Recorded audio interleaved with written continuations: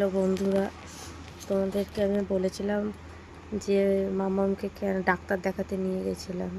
তো আমি বলেছিলাম পরে আমি শেয়ার করব যে কেন ডাক্তার দেখাতে নিয়ে গেছিলাম।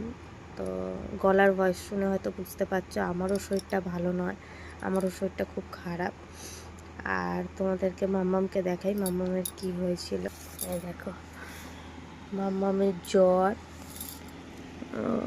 শরীর ভালো না। ঠিক আছে মা, খুশি খুশি, দেখো মুখ দেখে হয়তো বুঝতে পারবে একটা চোখ, এই ডান দিকের চোখটা ফুলেছে ওর। আর হয়েছে এই দেখো এইখানে কানে ঘা হয়েছে, এই দেখো এই কানে, তারপরে এই কানে, ঠিক আছে। যার জন্য ওকে ডাক্তার দেখাতে নিয়ে গেছিলাম।